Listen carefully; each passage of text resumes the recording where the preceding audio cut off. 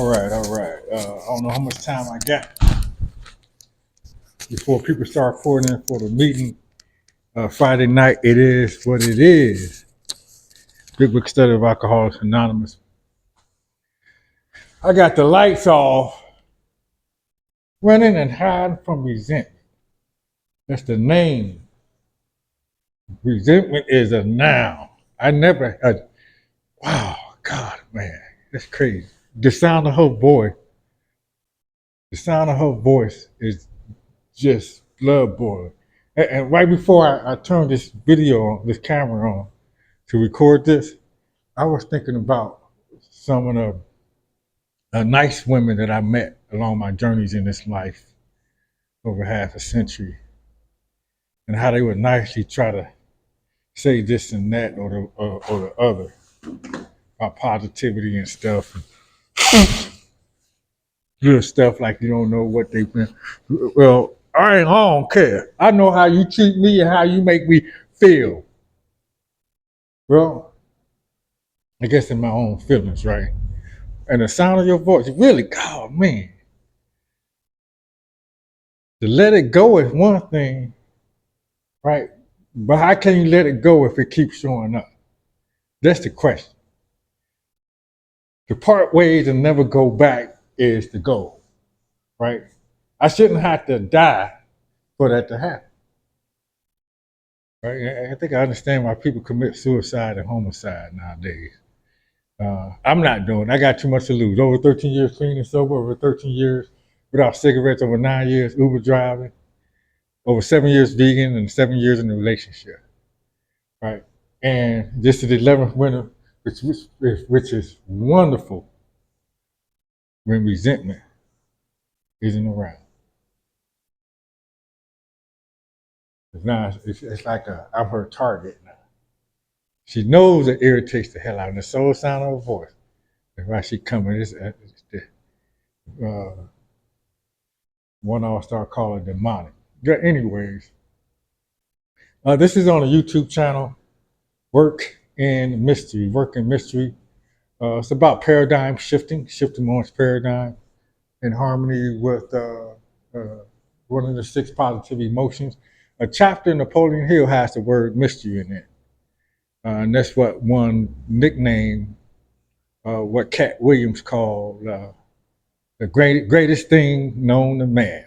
Greatest Cat Williams, comedian, the greatest thing known to man. It's mystery, right? And let me see. Every act of gratitude, every act of gratitude, every minute circulating, every minute circulated visualizing one's financial destiny. Every ounce of courage to say, I deserve more. This is how you rewrite the frequency. There are no shortcuts. There are no exceptions. It is work. It is sacred work. And Catherine Ponder says sacred is secret. Keep it secret from the stupid. And they keep it simple, stupid. They keep it secret from the stupid.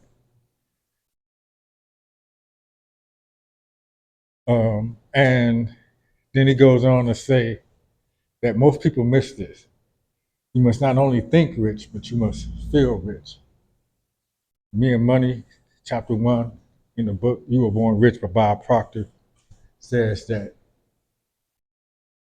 for when you succeed at convincing your subconscious mind that you are wealthy and that it feels good to be wealthy, your subconscious mind will automatically seek ways of making your imaginary feelings of wealth manifest themselves in material form.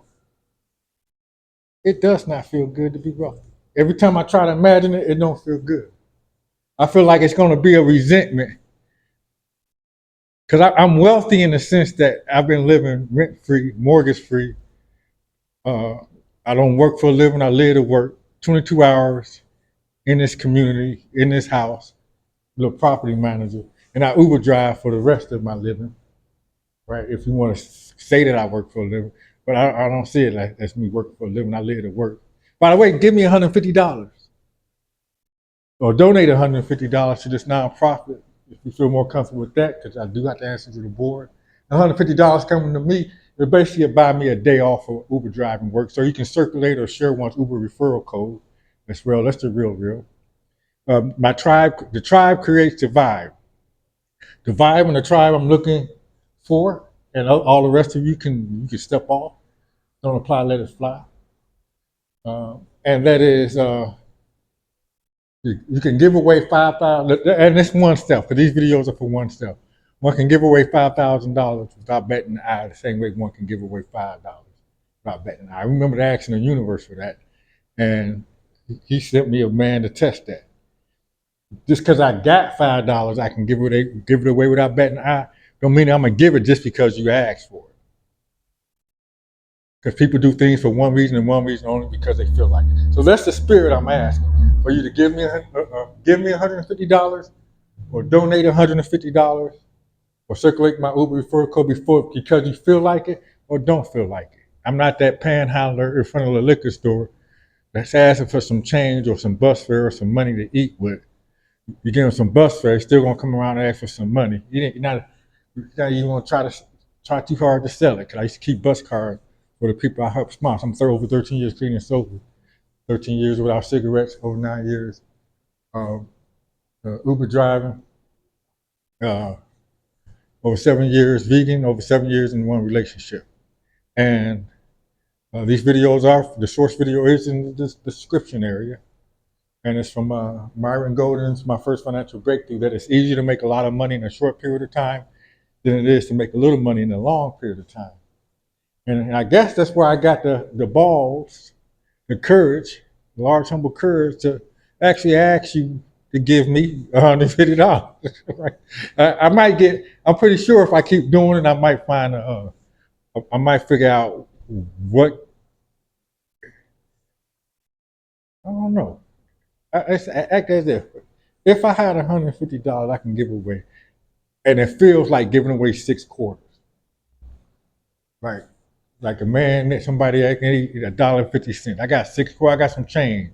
You got some change, but the change isn't change. It's $150, but the feeling is exactly the same. It won't affect me. No, it won't affect me one way or another. Just like giving that change, $1.50. And let me see how would it be easy? It's a change is good. I can reach in my pocket and give it to you. I was like, about 11910 Buckeye Road, Cleveland, Ohio, 44120. That's the nonprofit. That's me too. Clean House Incorporated. You know, so you can even write a check.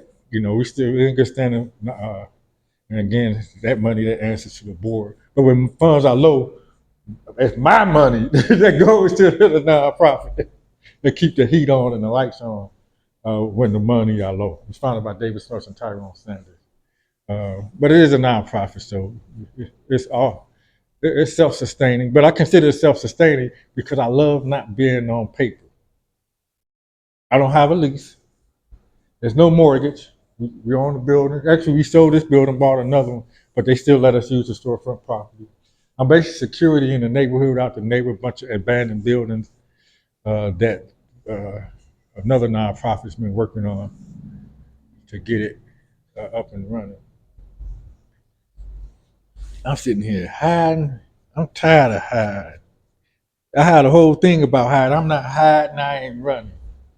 But I see myself losing my freedom and my life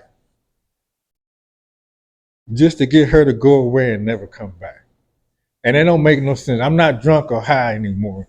So I know that's insane. Well, that ain't doing the same thing over and over again. The thought process is insane. So what I did, I left. I got one foot out the door. I didn't even tell exactly, but I still say I live upstairs, but ain't one stitch of anything of my stuff there. My stuff is on Saywell Street. Dr. Joyce Bickerstaff, my tutor, PhD. She's helping me get a PhD in African American Studies. The results going to be an independent study. The results are going to be a book or a dissertation, which means I'll be going back to get the real deal. But the work, just as I sold on the idea of doing the work. And in return, most of I'm doing the same thing I do here. I get to store my stuff there, live there, but there's no water, so I can't really live there. Even though I sleep at my wife's place, but I believe we're together. My fancy wife. I believe we're still together because uh, I have a place to go or have one because I can't come here if she's here because I just feel like ending her. Right. All right. So we got Reggie.